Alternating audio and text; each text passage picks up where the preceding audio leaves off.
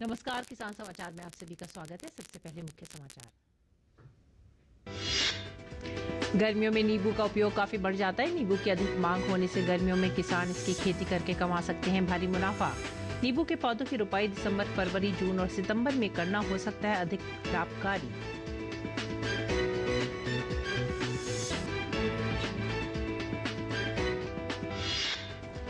टमाटर किसानों में चेरी टमाटर बना पहली पसंद। भारतीय कृषि अनुसंधान संस्थान नई दिल्ली के कृषि वैज्ञानिकों ने पूसा गोल्डन चेरी टमाटर 2 की किस्म को किया है विकसित। खास बात यह है कि चेरी टमाटर को साल के किसी भी महीने में बोया जा सकता है।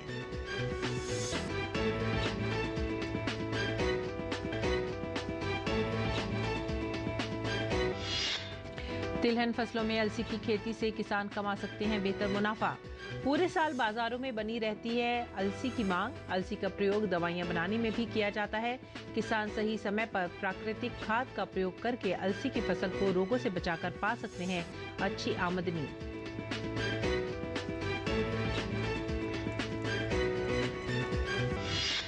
जून महीने में किसान कर सकते हैं मूंगफली की बुआई।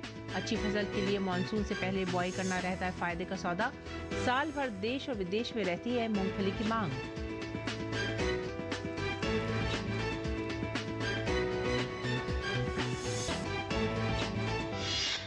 और उत्तर भारत समेत देश के अधिकांश हिस्सों में आसमान से बरस रही है आग। राजस्थान में भीषण गर्मी के चलते 4 लोगों की मौत।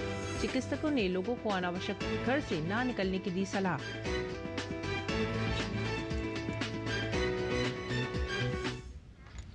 मुख्य समाचार के बाद खबरें विस्तार से।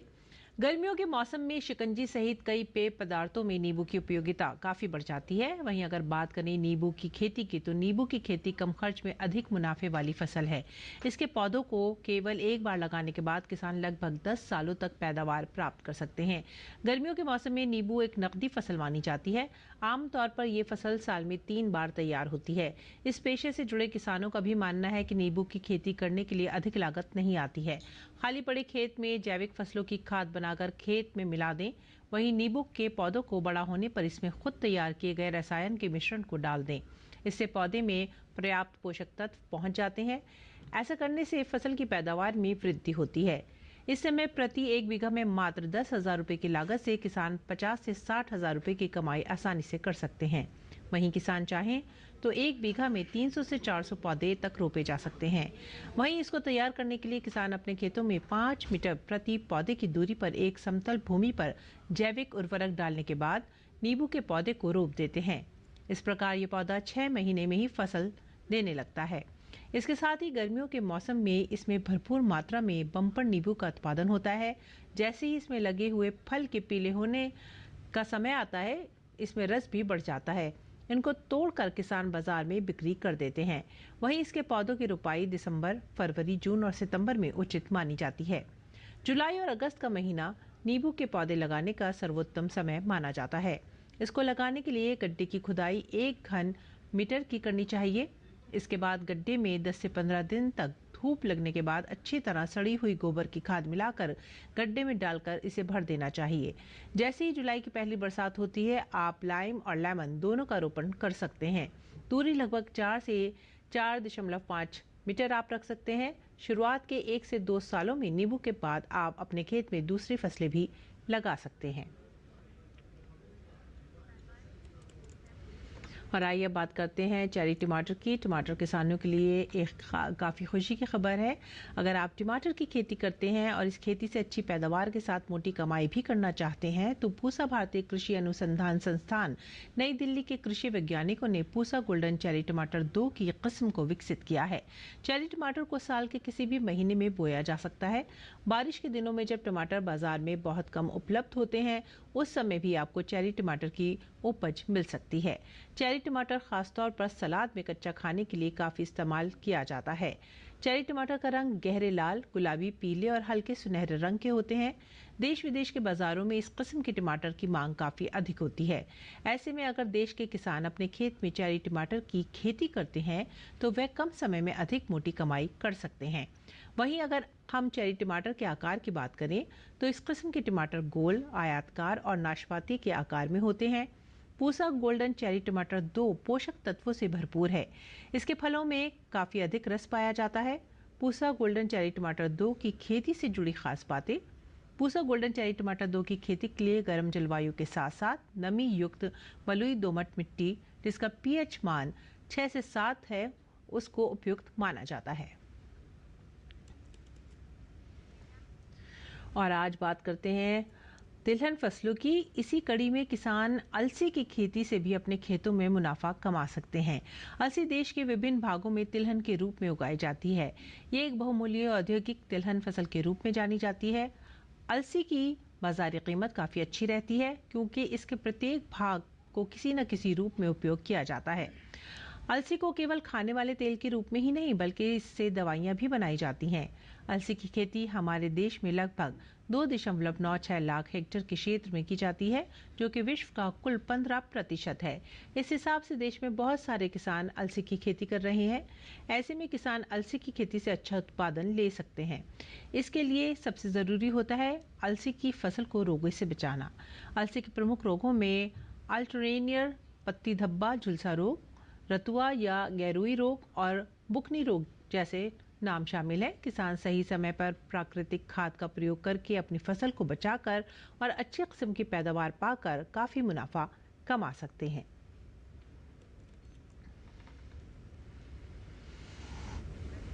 तिलहन फसलों में मूंगफली एक ऐसा तिलहनी फसल है जिसके बिना भारतीय रसोई की उम्मीद भी नहीं की जा सकती। साल भर देश की हर मंडी और बाजार में मूंगफली के दाने और उनसे निकलने वाले तेल दोनों की बाजार में काफ़ी मांग रहती है।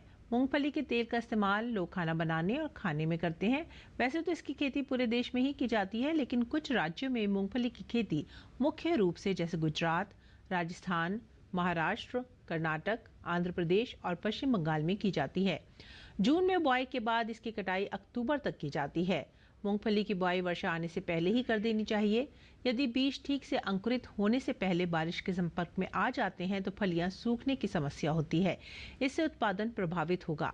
मूंगफली की अच्छी पैदावार लेने के लिए प्राकृतिक खाद का प्रयोग बहुत जरूरी है। यदि राई और मटर की खेती के बाद ग्रीष्मकालीन मूंगफली की खेती की जा रही है तो बुआई से पहले 100 क्विंटल प्रति हेक्टेयर की दर से गोबर की खाद डालनी चाहिए। खीरे को भी सलाद के रूप में सबसे ज्यादा खाया जाता है। खीरा गर्मी से शीतलता प्रदान करता है और हमारे शरीर में पानी की कमी को भी पूरा करता है। इसलिए गर्मियों में इसका सेवन काफी फायदेमंद बताया गया है।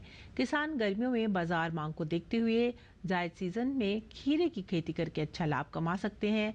खीरा एमबी, मोलिब्डेनम और विटामिन का अच्छा स्रोत है। खीरे का प्रयोग त्वचा, किडनी और दिल की समस्याओं के इलाज और अल्काइजर के रूप में किया जाता है। वैसे तो खीरे को रेतीली और भारी मिट्टी में भी उगाया जा सकता है लेकिन इसकी खेती के लिए अच्छे जल निकास वाली बलुई एवं दोमट मिट्टी अच्छी रहती है। खीरे की खेती के लिए मिट्टी का पीएच मान 6 से 7 के बीच होना चाहिए। इसकी खेती उच्च तापमान में अच्छी होती है, वहीं ये पाल सहन नहीं कर सकता है, इसीलिए इसकी खेती जायद सीजन में करना अच्छा रहता है। ग्रीष्म ऋतु के लिए इसकी बुआई फरवरी और मार्च के महीने में की जाती है। वहीं वर्षा ऋतु के लिए इसकी बुआई जून जुलाई में करते हैं। वहीं पर्वतीय क्षेत्रों में इसकी बुआई मार्च और अप्रैल माह में की जाती है।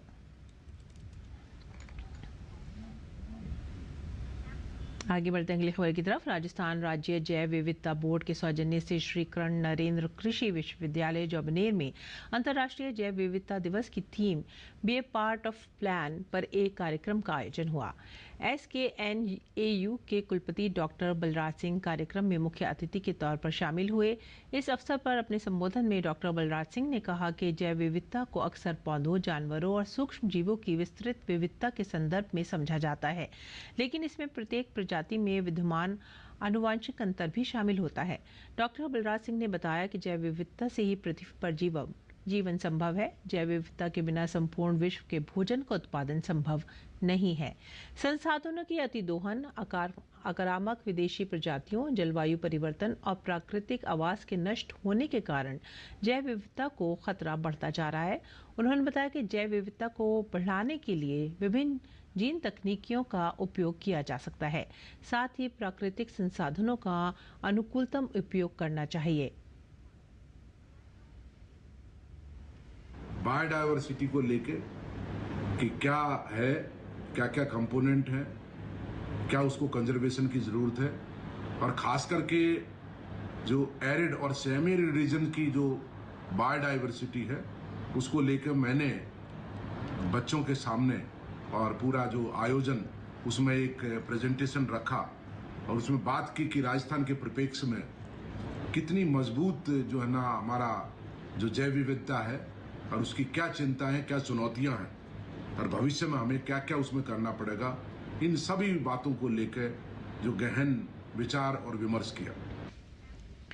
इस बीच राजस्थान में भीषण गर्मी से सामान्य जनजीवन बुरी तरह से प्रभावित है। वहीं लू लगने से 4 लोगों की मौत भी हो गई है। राजस्थान के कई हिस्से शुक्रवार को भीषण गर्मी और लू की चपेट में रहे, जहां आम जनजीवन प्रभावित हुआ। शुक्रवार को फलौदी 49 डिग्री सेल्सियस के साथ राज्य का सबसे गर्म स्थान रहा। वहीं अन्य स्थानों पर भी अधिकतम तापमान 41 डिग्री सेल्सियस से अधिक दर्ज किया गया। मौसम विभाग ने आगामी 4 दिनों में राज्य के अनेक स्थानों पर हीट वेव से तीव्र हीट वेव की प्रबल संभावना जताई है। वहीं उत्तर भारत में भीषण गर्मी का प्रकोप जारी है। राजधानी दिल्ली में आज मौसम विभाग ने लू का येलो अलर्ट जारी कर दिया है। दोपहर के समय धूल भरी आंधी भी चल सकती है। अधिकतम तापमान 44 डिग्री सेल्सियस और न्यूनतम तापमान 31 डिग्री सेल्सियस रहने के आसार हैं। और मौसम विभाग ने पश्चिम बंगाल और बांग्लादेश के तटों पर एक भीषण चक्रवाती तूफान आने की संभावना जताई है। भारत मौसम विज्ञान विभाग ने कहा है कि रविवार 26 मई आधी रात के आसपास सागर द्वीप और खेपुपारा के बीच चक्रवाती तूफान आ सकता है। आईएमडी ने चक्रवाती तूफान के लिए मध्य बंगाल की खाड़ी के ऊपर बने दबाव को जिम्मेदार ठहराया, जो लगातार उत्तर की ओर बढ़ रहा है। आईएमडी के अनुसार आज शाम से पश्चिम बंगाल और आसपास के उत्तरी ओडिशा तटों पर तूफानी हवा की गति बढ़ने की संभावना है, जो रविवार तक 100 से 120 किलोमीटर प्रति घंटा तक पहुंच सकती है। वहीं कल शुक्रवार को पश्चिम बंगाल के मेदिनीपुर के कई हिस्सों में तेज बारिश हुई। आईएमडी ने रविवार और सोमवार को पश्चिम बंगाल के तटीय जिलों और उत्तरी ओडिशा के आसपास के जिलों में बहुत भारी बारिश की संभावना जताई है। मौसम विभाग ने रविवार को मिजोरम, त्रिपुरा और दक्षिण मणिपुर में और उसके बाद के दिनों में असम, मेघालय, अरुणाचल प्रदेश, नागालैंड, मिजोरम, मणिपुर और त्रिपुरा में अलग अलग स्थानों पर बहुत भारी वर्षा के साथ अधिकांश स्थानों पर हल्की वर्षा की भी भविष्यवाणी की है।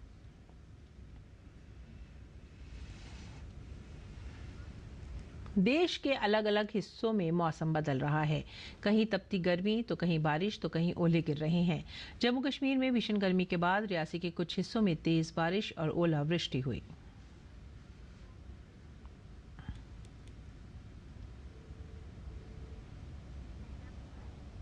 मौसम के हाल के बाद आइए अब जान लेते हैं देश भर की मंडियों का भाव।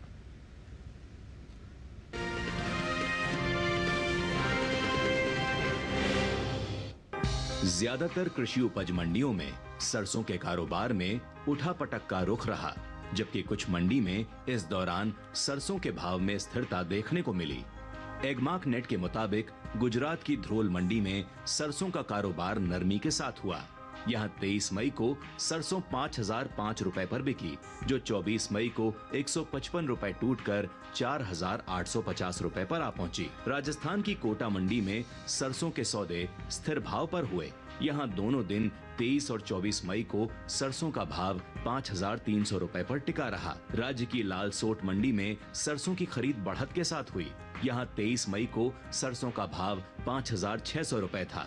24 मई को इसमें 200 रुपए की मजबूती आई और भाव 5,800 रुपए पर पहुंच गया। उत्तर प्रदेश की अलीगढ़ मंडी में 24 मई को सरसों का भाव 40 रुपए टूटकर 5,340 रुपए से 5,300 रुपए पर आ गया। वहीं राज्य की कानपुर मंडी में सरसों का कारोबार स्थिर भाव पर हुआ। यहाँ 23 मई को इसका भाव रहा 5,430 रुपए, जो कि 24 मई को बिना किसी फेरबदल के 5,430 रुपए पर टिका रहा। कृषि मंत्रालय की ओर से जारी दूसरे अग्रिम अनुमान के मुताबिक 2023-24 के दौरान 126,96,000 टन सरसों पैदा हो सकती है, जबकि पिछले सीजन की पैदावार 126,43,000 टन थी।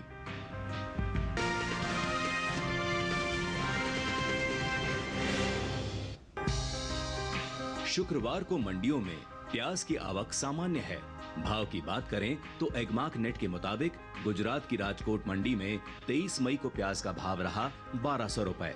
24 मई को इसके भाव में 200 रुपए की गिरावट आई और भाव 1000 रुपए पर आ गया। वहीं प्याज की उपज में अहम स्थान रखने वाले राज्य महाराष्ट्र की पुणे मंडी में इस दौरान प्याज के सौदों में बढ़त के साथ कारोबार हुआ। यहां 23 मई को प्याज का भाव था 1300 रुपए। 24 मई को इसके सौदे 550 रुपए उछलकर 1850 रुपए पर हुए। पंजाब की गढ़शंकर मंडी में बीते 2 दिनों के दौरान प्याज के भाव स्थिर रहे। यहां 23 और 24 मई को प्याज बिना किसी फेरबदल के 1300 रुपए पर बिकी।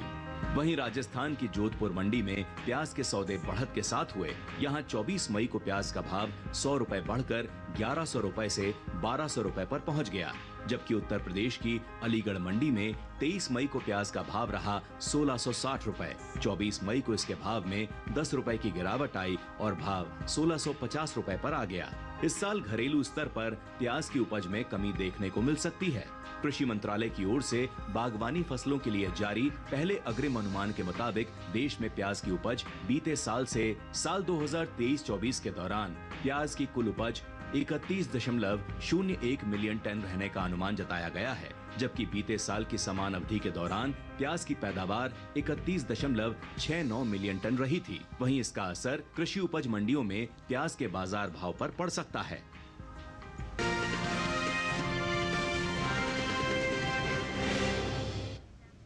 मंडी खबर के बाद अब बात करते हैं मौसमी खेती की। किसान इस मौसम में कैसे रखें अपनी खेती का ख्याल, आइए देखते हैं।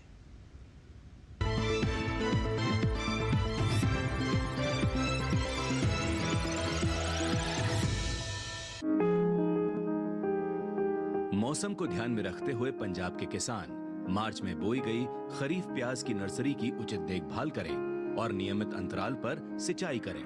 यहाँ के किसान टमाटर, बैगन और मिर्च की फसल में जरूरत के अनुसार सिंचाई कर लें। साथ ही शिमला मिर्च और कद्दू वर्गीय सब्जियों में भी सिंचाई कर लें। फसलों में अधिक पानी देने से बचें। अधिक उपज प्राप्त करने के लिए नियमित अंतराल पर फसलों की कटाई कर लें। प्राप्त उपज को सुरक्षित स्थान पर भंडारित करें। किसान भाई चारे फसल की मक्का, ज्वार, नेपियर बाजरा और गिनी घास की बुआई शुरू कर सकते हैं। पंजाब के किसान मई के अंत तक मूंगफली की सिंचित फसल की बुआई कर लें।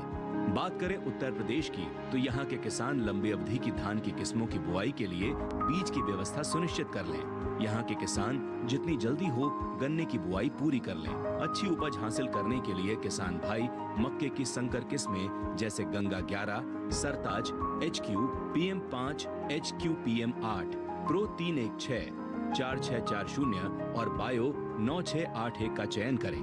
रबी मौसम में बोई गई प्याज की फसल के पक जाने पर उसकी खुदाई कर लें। प्याज की खुदाई से 12-15 दिन पहले सिंचाई बंद कर लें। उत्तर प्रदेश के किसान बैंगन और टमाटर की फसल की लगातार निगरानी करते रहें। किसी भी तरह की कीट या व्याधि दिखाई देने पर उचित कीटनाशकों का छिड़काव कर लें।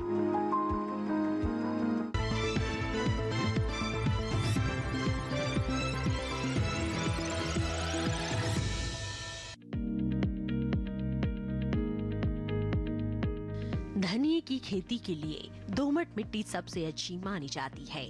इसे अच्छे जीवांश युक्त भारी भूमि में भी उगाया जा सकता है। खेत में जल निकासी का उचित इंतजाम जरूरी है। बोने से पहले खेत को अच्छी तरह जोत ले और मिट्टी को भुरभुरा बना ले। साथ ही मिट्टी को समतल कर ले। आखिरी जुताई में 100 से 120 क्विंटल प्रति हेक्टेयर की दर से गोबर की खाद मिला दे। बीज की मात्रा बुआई और सिंचाई की दशा पर निर्भर करती है। सिंचित दशा में 12 से 15 किलो बीज प्रति हेक्टेयर डालें, जबकि असिंचित दशा में इतनी ही जमीन के लिए 25 से 30 किलो बीज की जरूरत होगी। बोने से पहले बीज को उपचारित जरूर कर लें। साथ ही बुआई से पहले बीज को 12 घंटे पानी में भिगो कर रखें। कतार से कतार की दूरी 20 से 30 सेंटीमीटर, जबकि गहराई 2 से 2.5 सेंटीमीटर रखें। पूरी फसल में 4-5 सिंचाई की जरूरत होती है। पहली सिंचाई बुआई के 30 से 35 दिन बाद, दूसरी 60 से 70 दिन बाद, तीसरी 80 से 90 दिनों के बाद और चौथी 100 से 105 दिन बाद करें। पहली सिंचाई के बाद निराई गुड़ाई करके खरपतवार निकाल दें। 1 माह बाद फिर से निराई गुड़ाई करें। खरपतवार की रोकथाम के लिए विशेषज्ञों की सलाह पर उचित दवाओं का छिड़काव करें। धनिये में उकठा रोग चूर्णिल आसिता रोग हो सकता है। इसे ग्रामीण भाषा में दहिया भी कहा जाता है। रोकथाम के लिए रोग अवरोधी प्रजातियां बोकर भी बीमारियों से बचा जा सकता है। फसल चक्र अपनाना भी बेहतर रहता है, लेकिन किसान इस बात का ध्यान रखे कि फसल में किसी भी तरह की दवा का छिड़काव करने से पहले कृषि विशेषज्ञों की सलाह जरूर ले। पूरी फसल होने पर पत्तियों की तुड़ाई सावधानी से करें। ध्यान रहे तोड़ते समय पत्तियां बर्बाद ना होने पाए।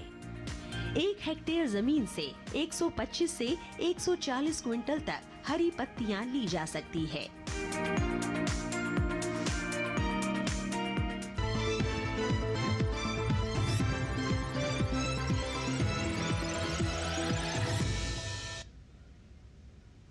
और आइए अब नजर डालते हैं कुछ और खबरों पर। खास खबर में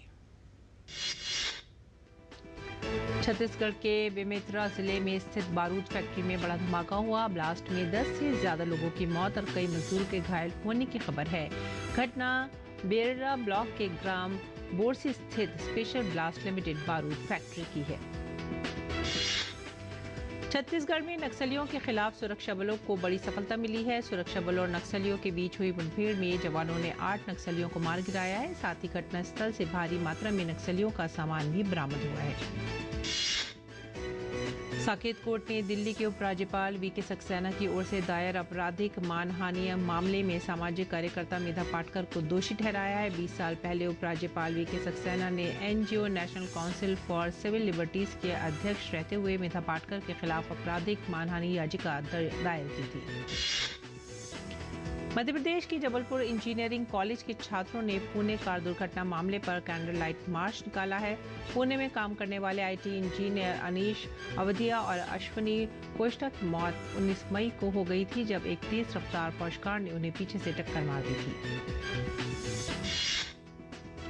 केरल के तिरुवनंतपुरम में भारतीय जनता पार्टी के कार्यकर्ताओं ने जल भराव और अन्य मुद्दों को लेकर विरोध प्रदर्शन किया। भाजपा ने इसके लिए नगर निगम कार्यालय तक विरोध मार्च निकाला और तिरुवनंतपुरम के मेयर के इस्तीफे की मांग की। दिल्ली के उपराज्यपाल वीके सक्सेना ने दिल्ली के मुख्यमंत्री अरविंद केजरीवाल द्वारा सोशल मीडिया हैंडल एक्स पर किए गए पोस्ट को लेकर कड़ी प्रतिक्रिया दी है। उपराज्यपाल ने अरविंद केजरीवाल की हमेशा रोने की आदत होने की बात कही। वित्त मंत्रालय ने चालू वित्तीय वर्ष 2024-25 में मैन्युफैक्चरिंग और सेवा क्षेत्र में तेजी बने रहने की बात कही है। भारत में निर्मित उत्पाद की घरेलू मांग के साथ विदेशों में भी बढ़ती हुई मांग से देश की मैन्युफैक्चरिंग और सेवा क्षेत्र की रफ्तार बनी रहेगी। केंद्रीय मंत्री हरदीप सिंह पुरी ने मतदान के बाद मीडिया से बात करते हुए दिल्ली के मुख्यमंत्री के मुफ्त बिजली योजना की तुलना करते हुए कहा है कि हमारा विकास मॉडल अलग है। भाजपा दूरगामी लाभ योजना पर काम करता है। भारतीय क्रिकेट टीम के पूर्व कप्तान महेंद्र सिंह धोनी ने लोकसभा चुनाव के 6ठे चरण के लिए रांची के एक मतदान केंद्र पर अपना वोट डाला। उत्तर प्रदेश के मुख्यमंत्री योगी आदित्यनाथ ने उत्तर प्रदेश के बलिया में जनसभा को संबोधित किया। जनसभा में उन्होंने कहा कि देश में 50 करोड़ लोगों के जन धन खाते खुल गए, साथ ही लोगों को कई सुविधाएं भी दी गई हैं।